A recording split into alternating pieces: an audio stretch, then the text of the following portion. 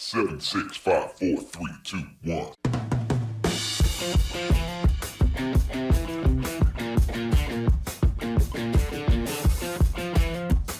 Hi, and welcome to the Marketing Essentials podcast.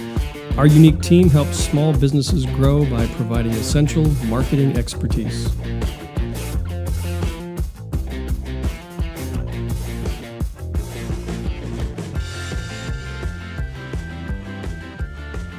Hello and welcome to the Marketing Essentials podcast. My name is W.Parmentier of W.Parmentier Photography. I'm Justin Kerr of Justin Kerr Design. And I'm Alicia Piazza with Custom Marketing Solutions. And together we make up the Marketing Essentials team. All right, so we're going to jump right into our topic today. We have Nicole Eller joining us from Ginger Green Marketing. And the topic of discussion today is the pitfalls of social media marketing. Dun, dun, dun. That was very dramatic. That was dramatic in a monotone kind of way. It's the end of the day. So yeah. That's as good as it's going to get. So what are some of the pitfalls of social media? Well, that's a great question, Justin. There can be a lot of pitfalls that business owners can find themselves falling into if they're not strategic and careful about their posting and what they're doing on their various platforms. So each platform has its own pluses and minuses, things that it needs in order to be an optimized post for that space. And so I think one of the first things that we were going to kind of get into was a lot of people like to post on their social media, but if you don't post and then follow up and engage in conversations with your following, you're missing out on not only a chance to further that relationship with those people that follow you, but also you're missing out on algorithm benefits. Mm-hmm. All right, so before we roll any further, just give me an example, like what, Sure. You've worked with a lot of clients, and so what is an example of that? Well, I can actually give you a personal example from a company that I use for project management for all of my clients. It's where I build their content calendars and I formulate their strategies. It's called Airtable. And so the website is airtable.com. It's a fabulous product, but what I noticed very quickly was that they do not engage on their social media. So it is strictly a static platform for them where they will use it to target you after you have already liked their page and have said that you use their platform. I went and I was like, let me get some more information on this product that I've been using for the last 6 months.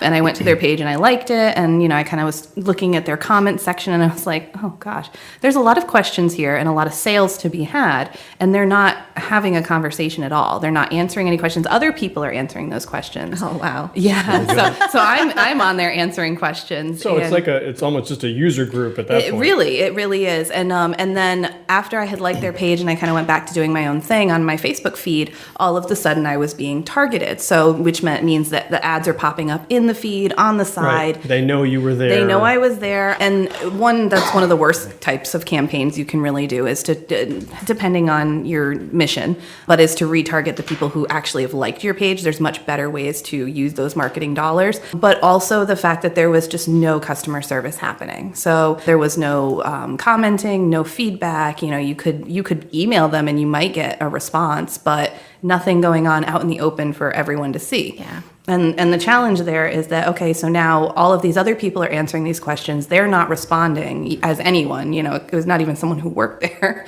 Not even a bot. Not even a bot. Yeah, something. And what is going to trigger anybody to use this? Because you kind of get that feeling like I use it because I really like the program and I think it's fantastic, but there's no loyalty being built there. Yeah. So Airtable, if you're listening, you're Get it missing together. out on the ability. What's that? I said get it together. Yes. Yes. You're missing out on the ability to start a conversation with 1, prospects. Right. 2, current loyal users. Right. And 3, you can actually pull testimonials and like real-time case studies right out of that conversation. And so let me get this straight, Nicole. They're paying to be in the feed to reach people. Yep. Such as yourself. Yeah. People who already use the program and already like the program. Okay, so that's some poor Facebook ad management. Kind of backwards, isn't it? A little bit. Waste But- of marketing dollars. So they're kind of missing the mark here. And by no means what we're going to talk about today is an all-inclusive list of the pitfalls of social media, but I feel, in my personal opinion, that the biggest pitfall of social media is being disconnected from your audience. Absolutely. And so if you're using it in a way to just put your message out there and you're not having a conversation, you're not connecting and engaging, you're missing the point of social media. Yes. Where the social's there. Right. Yeah. Yeah. And I think that that's a common challenge for a lot of businesses, unless you have someone who you either pay in some way or you have the time to do that, they miss out. So it's just reminding, small business owners and large, because like Airtable is not a small business by any stretch, that you need to go on the platform on a regular basis and engage with your following, whatever platform it is that you're using. The other challenge there is that a lot of people, even myself, want to use a third-party scheduler because there are optimal times to post to those platforms that, depending on the abilities of that scheduler, and so a third-party scheduler would be something like Hootsuite or Buffer or Sprout Social, where they post for you from one platform, and it helps you keep track of everything. And I get why people use them. I have used them myself. But the challenge is that you can't just post and then walk away. Because you're kind of like that platform where it's a helpful and time-saving tool. You can't look at it as it's removing you from the social media. Right. You need to be on the platform. Exactly. It almost defeats the whole idea of social media. Yeah. Just, putting something out there and then not following up or not responding to it. And some of the platforms will actually penalize you for that. So on Instagram, if you post and walk away, the algorithm is just going to bury you. So if you are on Instagram and you make a post, stick around for up to it should be around a half an hour, liking, commenting, interacting with other people. It doesn't have to be on your post that you made, but stick around. Don't just disappear, because Facebook knows, Twitter knows, Instagram knows, LinkedIn might know. You need to be using that program on a regular basis in order to actually. So you can set notifications so if somebody's responded, right? Right, but it's more than that. It's staying in the app. So they want so whenever you can, if you can do an organic post, which means and organic in that you're not even using Facebook's publisher, or Twitter has TweetDeck. You're not using that publisher. You actually have tweeted naturally. You're sitting there at that moment. At that moment, thank you. If you can do that, you'll actually get more benefit from the algorithm than even if you used Facebook's scheduling program. So that works both on that. Facebook and Twitter? Yep, Facebook and Twitter. Yep, and and obviously Instagram. They were one of the last ones to allow third-party scheduling, and they still will penalize you for not being on the app. So I think the benefit is if you have a scheduler tool in place, it's great because we're busy. We can't just be jumping to our phones every day to make sure that the channels are active and we're putting things out there. But if you can, post things in real time as well. And that way you can see how the engagement rates change and then start, like you said, stay in the app. Right. And it's kind of similar to Facebook groups. If anybody is in Facebook groups, the more you interact with a Facebook group, the more you'll start seeing that group pop up in your feed. Absolutely. Yeah. And the algorithms. Should we touch on that, guys? Do you think that kind of defining the algorithm and what is this voodoo you talking about? Exactly. Seriously, it's so hard to demystify what's going on, because it seems like they change the algorithms every 5 seconds. They do. And to be honest, nobody has nobody knows. Yeah, I actually sat down with this going back a couple months ago, a gentleman that works for Google. And he was asked about the algorithms, and he said there's only a handful of people within Google that actually know what the algorithm is. Right, yeah. Because they keep it purposely. They keep it. Well, Of course. yeah, it's one thing to know the algorithm, but it's another thing to know how the algorithm will affect your activities. So we know that both Facebook Facebook in particular, has really started to favor videos. Yes. Right? So we know the result. We don't have to know all the ins and outs of the algorithm, but we do at least know how to respond to it. Correct. So is there a way, what's the best way to sort of track those algorithm changes that drive behavior? Well, as far as algorithm changes specifically, I couldn't necessarily help with that. I don't know if Alicia, if you have... that could be a whole podcast in Absolutely. its own, to be honest. But I think at a high level, the algorithm is machine-based learning. There's a little bit of AI there. Actually, a lot of AI, artificial intelligence. And the algorithm operates solely based on what the users want. And what we want on social media is a company that answers us. Yeah. A company that's going to when I manage social media channels for clients, somebody could comment on a post and I try to comment back. Yes. As the business, obviously. Yeah. And if it's just something like, oh, I love this place. You can say, thank you very much. Oh, I've been meaning to check this place out. Great. Hope you can visit us. Here's our website. Right. Even if it's just a simple, someone says cool on a picture, Yeah. just like the Yeah, post. yeah. It doesn't take long. No. And that's the beauty of social media is that it's not your website. It's not a newspaper ad. Yeah, it's not static. Yeah. It's dynamic. It's always moving and always changing. Now, I'm curious, when it comes to like Instagram, and Instagram's a big place for it, is you get a lot of these like for like people that want, they'll jump out and like your page. Auto like and comments. Drives me absolutely crazy. I've gotten to the point now, it used to be when somebody liked my page, I'd go back to my Instagram feed, I'd go back to theirs and check theirs out and say, hey, kind of. And then I realized a couple of days later, they were gone from my feed. Yeah. Fake followers. How sneaky is that? I'm sorry, no offense. I mean, Is that it another is. pitfall? Yeah, I think it is. It is a little bit of a pitfall. So I regularly get followed by accounts that have, thousands and thousands. And I use my Instagram personally, the little bit about my business there. So I have like roughly 400 people that follow me, you know, and most of those are friends, family, and, fellow business owners. Yes. I regularly get followed by these huge, people with these huge followings. And that has happened where a few days later I've gone back and I'm like, and it's not that there's a reason for it. So there's a cool factor on Instagram and Twitter. So the more followers versus following that you have, the cooler, if you can see my air quotes, the cooler you look. It's all perception, right? It is. It's all perception. So a lot of people will follow to get that follow back. And then, they might stick around for a few days and then they're gone. Yeah. And it's a little, it's kind of disconcerting because you're trying to connect with people and yet you feel like they're talking at you and they want you to connect with them, but they don't want to connect with you. Exactly. Yeah. And then that's been the frustration I've had with Instagram. And I like Instagram, but that just drives me nuts. So with is there a name for people that do that? jerks. Oh no, no. I mean, like there's internet trolls, there's lurkers. I don't know. Is there a specific reason? I haven't heard one. Maybe we should coin one and see what happens. But Call them ghosts. Follow me, there might freaks. be.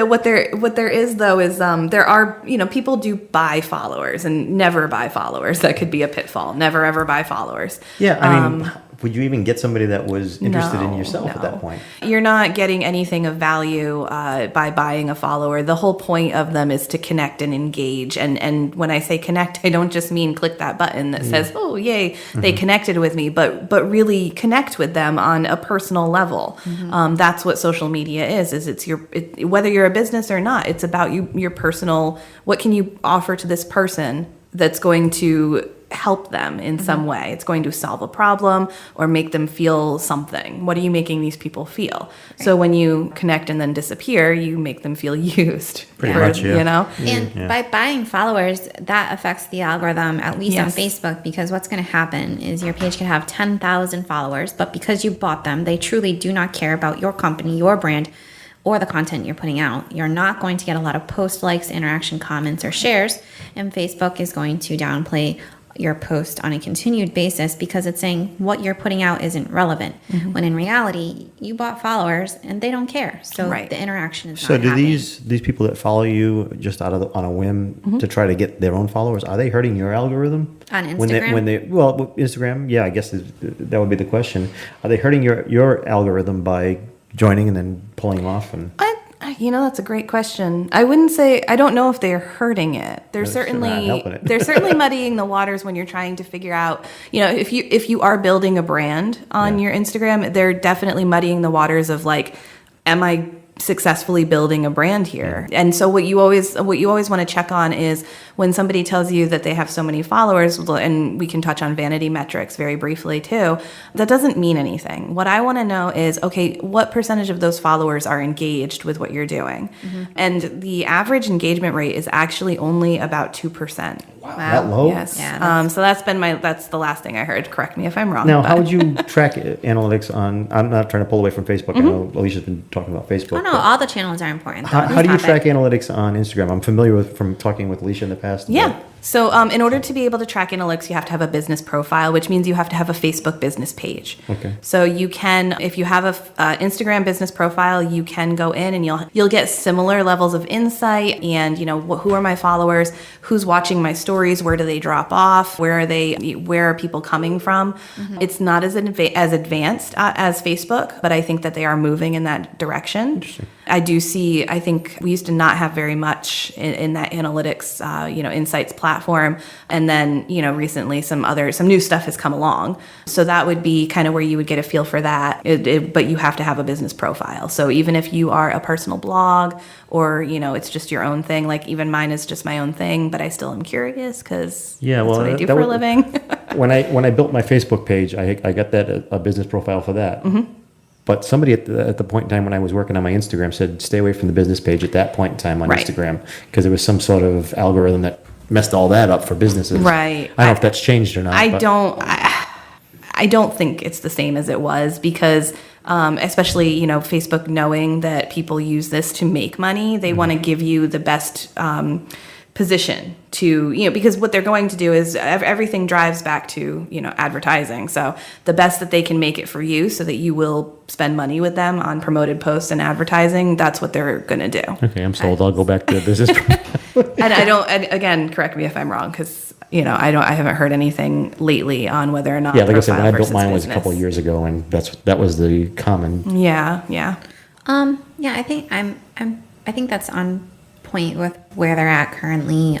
I know Facebook owns Instagram, so Facebook definitely pushes businesses to have Sure. But I think it's even maybe in their legal rules or something. In terms of so we talked about the company that did not respond to posts and engagements. Do you have any examples of how companies can interact Absolutely. with people? So there are a lot of tools out there, like we talked about third-party schedulers, and a lot of those wrap in some sort of social monitoring and social listening into their platforms. And social listening is where you keep an eye out for your brand's name coming across your various social channels. So not just people commenting to you, but also just people commenting in general on their platform. And so sometime last year, I had a friend, actually I think it was in November of 2016, who was, she was struggling with everything that was going on, society-wise, and just she's having a really bad day. And so what she did was no hashtags, no shout out, no adding them. She said, there's a lot going on. And this is on Twitter. Sorry. It's on Twitter, sorry. Yeah. So on Twitter, she said, there's a lot going on and I don't know what to do or where to start without panicking. So I'm just going to eat these graham, I think it's supposed to say graham goldfish crackers. And so what ended up happening was a few minutes later, Goldfish actually shouted out to her. And they were like, they did a little at her handle and they said, hang in there with a little image of two goldfish on a tree. That is so cute. And of course, we'll put that picture in the notes. Yeah, it doesn't make a lot of sense. I do have a question though. I'm looking at this now. And how did they find her? So that is that social listening. So somebody is I don't want to use the word trolling because we have a specific opinion on that, but somebody is going through and keeping an eye on somebody or an algorithm, AI of some sort, keeping an eye on those looking for that word, those keywords. Yeah. So that's crazy. Yeah. Twitter's really good at keywords. It is. It's excellent for it. I use it for a couple of brands where, I'm going through to see what's going on. And then when, something happens, I can retweet it. I can share something with them. I can like it, whatever I need to. Does this work across other social platforms too? Or is it still not quite there yet on that? No, there's a certain amount of social listening that's happening on every platform. I think Facebook is the hardest one because of the privacy settings and the closed groups. It's hard to pick up on stuff. I remember something similar, not so much monitoring, but sort of being right on top of things in the moment. This goes back a few years during this, it was, I think, the Super Bowl. They had a blackout, right? Yeah. Mm-hmm. And almost instantly, Oreo put a tweet up saying, you can still eat Oreos in the dark. Yes. And it went completely viral. You can still dunk in the dark. You can still dunk in the dark. Yes. Right. So, pop quiz, does anyone know what that's called? What, dunking in the dark? No, what they did. It's called newsjacking. So you take something that's happening in real time and you make your brand part of it. Newsjacking? Newsjacking. Wow. Yeah. I just thought that was very clever because they were like it is. right there. Yeah. Oh my gosh. And so it's hard to You can hear how do excited that. we got. Yeah. We're like, oh my gosh. so cool. We'll share that example too, Justin, right? In the notes. Yeah, we'll Absolutely. I'll put Yeah. that in the, yes, I'll Now put you're that gonna in the have to hunt that podcast down. notes. I also love Oreos. And Goldfish. Yeah. But hey, this Now- humanizes their brand. Right, and she'll Absolutely. never be able to walk down the cracker aisle at the grocery store without thinking about this. She's Sure. always going to be loyal to Goldfish from this point. That's building brand loyalty. Exactly. Exactly what it's exactly. going. Justin, you were going to say something. I'm sorry. No, He got I hijacked. I was jacked. I don't remember, but I just remember, seeing that because I was watching the Super Bowl at the time, and I thought, wow, these guys are right on top of things. Right. Now, obviously, if you're a brand like that and you give the resources to be able to jump on something like that quickly. Right. If you're a small business, maybe you don't have those kind of opportunities, but I do like the example of, responding to people that have named your company or named your brand. Yeah. Right. And, reaching out to them, they're not, they didn't do this to sell her anything. No, she's the only one. Her and her followers are the only ones that are going to really see that. And so they did this completely just as a gesture. Right. Yeah, there's no link like buy more Goldfish. No, because that would just be blatant. Right. It would defeat the whole purpose of So it. it was a really nice response to this. Absolutely. Shout out to Goldfish. Yeah. There's a lot to be said for customer service without selling. Oh, and people don't like being sold to. No. We've said this many times over this podcast. Absolutely. If they sent you selling to them, they gone. Yeah. They're a ghost. So Definitely. this is a prime example of one, social listening, and two, connecting, engaging, humanizing your social media, and using a chance to just build that loyalty up. So whereas the reverse, so this is not a pitfall, the reverse is missing out on this opportunity. Yeah. Like you said it before, set it and forget it. You Right. just do it. Ignoring your And then pretend followers. it doesn't, Right. this doesn't matter. That's crazy. Right. Absolutely. So like we said, we can't cover all the pitfalls because believe me, I've seen some bad ones. I think we could all come up with an Those example or who shall two. remain nameless. We won't name any businesses. Well, We already did Airtable. I did wonder about one thing because we were talking before about not responding. So when you do get a response, hopefully it's a good one. Right. Hey, I love your product. Hey, I love your service. Right. So we've talked a little bit about not responding to your customers, which is bad. And hopefully you get, input from them that say, hey, we love your product, we love your service, but inevitably you're going to get some that don't like your product, don't like your service, and like, hey, we think you suck. Right. So My how do Oreo you- doesn't dunk right. How do you respond to negative reviews and negative comments? Tell them to get lost. No. No. People will complain about anything. Absolutely. true. And with a lot of missions in mind. They're going to complain for a variety of reasons.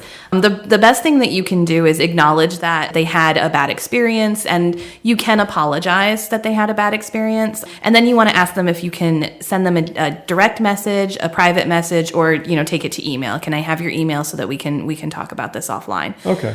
Don't engage if they go further. They're going to get rude. That's it. You've given them enough so that everyone who's also following sees that you've responded and that you've tried to find some, middle ground, if you will, just by taking it offline. But if you respond too much in there, you can, give off the wrong vibe, or you can don't offer things because then other people see that and they try to think of ways to get Starts those a things feeding too. frenzy. Oh, I yeah. think Alicia's the one that pointed that out to me, and I was like, yeah, you don't want to So do don't that. tell them you'll send them a free box of Oreos. Right.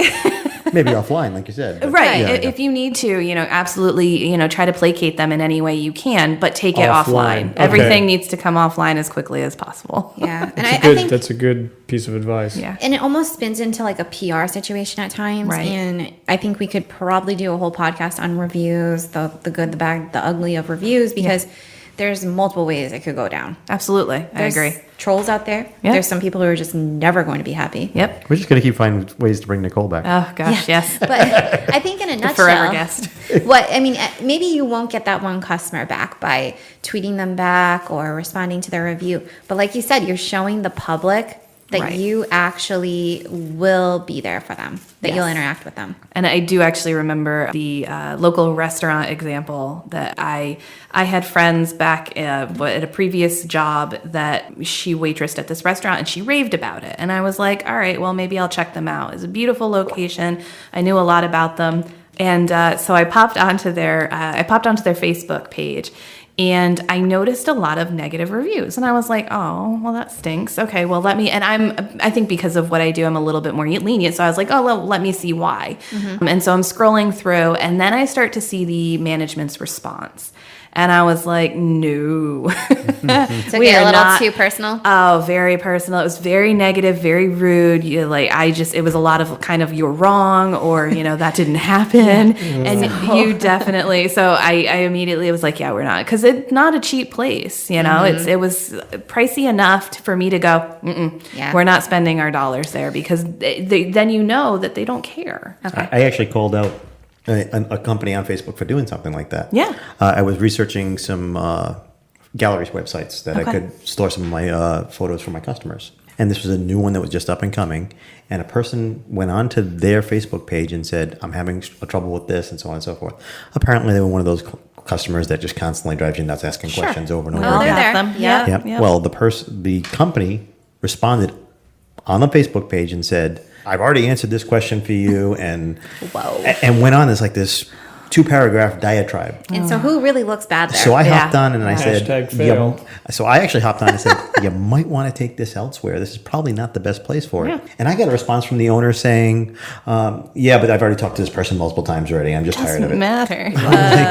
You are So now kidding. you don't want to work with them. So now, guess what? I decided not to go with them now, just because of the fact that if you're treating this customer right now this way. Yeah. If you feel like you've already answered that same question a couple of times, there's better ways to do that. Exactly. If you have a frequently asked questions page on your website, which you probably should if you're getting the same question repeatedly, just link it. Yeah. And then you get some backlinks. So it's hard to not take things personally when our businesses are like our babies and our passion. So hire a social media company. Because they're going to respond and be the PR middleman for you. Absolutely. It still amazes me that people forget that once it's out there, it's out there. Right. And It's not like it's Internet is gonna. forever.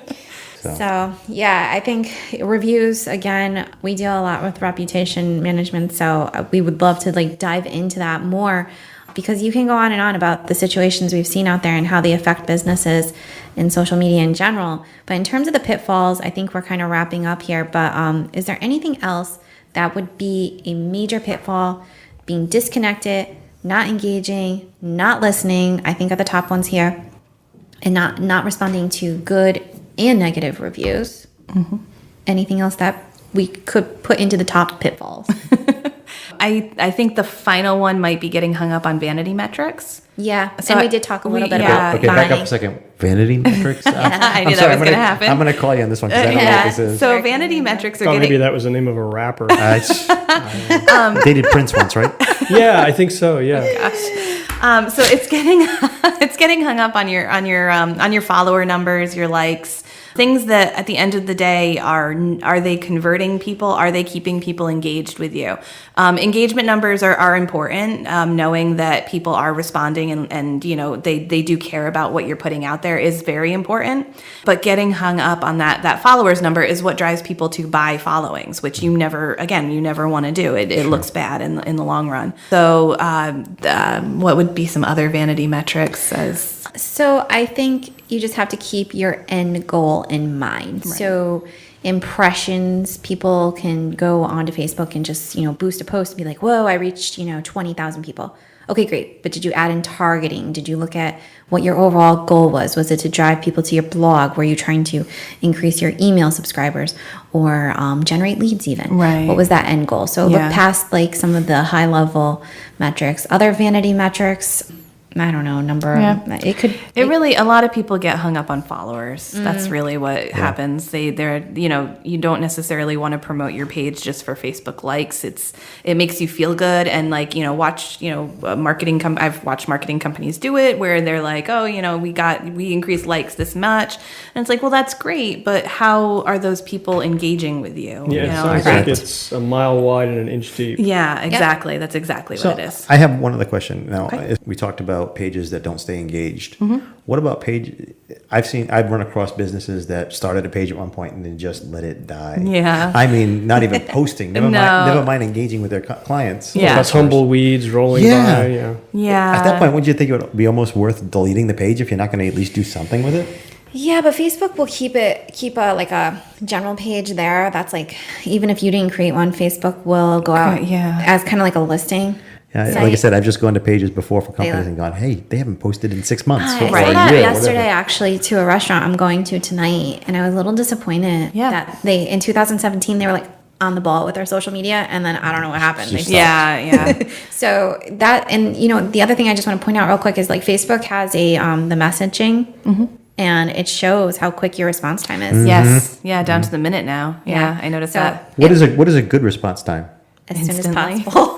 Yeah. See, we're on the same page. How did I know I was walking into that wall? Yeah, I mean, and it is a challenge, for people who are a one-man show to, respond instantly, which is why you set up an autoresponder. And that way you can let them know that you're going to get back to them as soon as possible. But it helps kind of placate them. Your call is very important to us. Please press 2 if you want to talk further. Yeah, I would say for local businesses within 24 hours, if possible, or less. That's a good reasonable. I think 24 I Standard- can do, People, the last time I checked, and these stats change because in digital time things move along at light years, but I think the standard is people expect a reply within 2 hours. Yeah. Now that's a crazy. mixed metric because that does include brands like Goldfish. Right. Yeah, I was or- going to say, who have people sitting right on it. Right. Yes. Or like I have a car service that they're trying to book a car through Messenger, and they want to. It's not instant. It's for in the future, but they want to hear back pretty quick. Yeah. Well, yeah, I can imagine that if you're booking something. You So within a few hours is optimal. Absolutely. Yeah. Okay. And it's kind of like,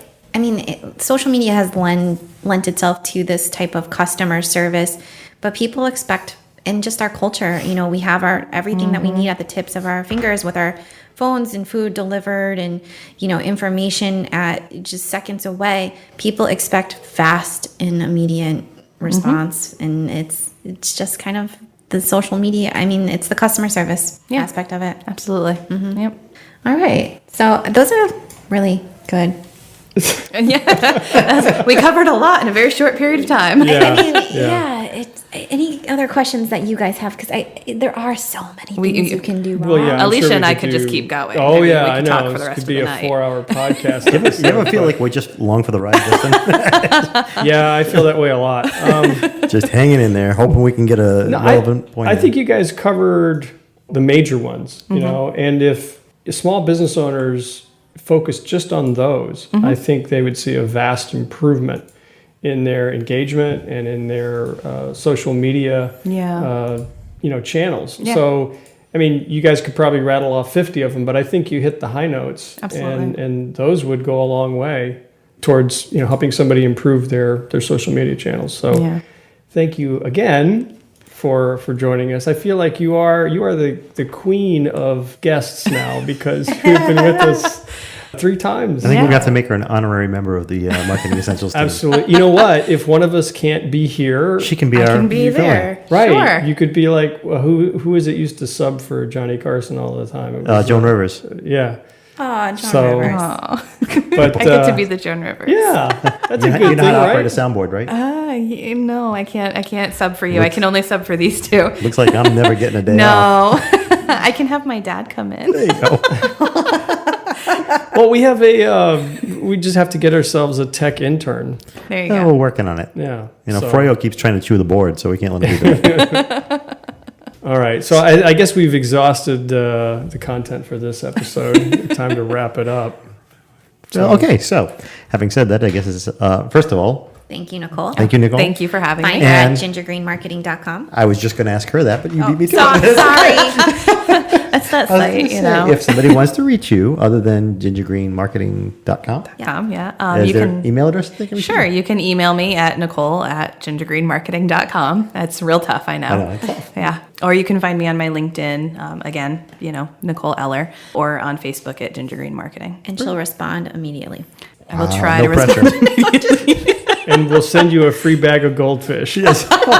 Wow, you're making all Okay, kinds fun of size bag, because Fun I'm size, not, right. made of money. Are they at least the graham cracker ones? Sure. If I can get those at BJ's in the really big box. I like the s'more ones, but that's just me. Anyway, sorry. So we just, whoop. Those boxes, those are individual servings. Yes, right? yes. Yes. Okay. Yeah. Yes, go with that.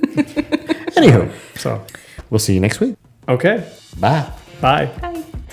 Thank you for joining us today. And as always, you can find the back episodes of our podcast on Apple Podcasts. And you can also find us on our YouTube channel. Both of them are the Marketing Essentials team. You can find us on the web at marketingessentialsteam.com. And if you subscribe through our website, you'll receive a weekly email letting you know when each episode has been published. Also, you'll receive a link to subscriber-only content. You can also find us on Facebook in our private Facebook group. Just search Little Rhody Marketing Support Group. It's a great place for other marketing professionals and business owners where we can share marketing advice, challenges, and general trends. Hope to see you there.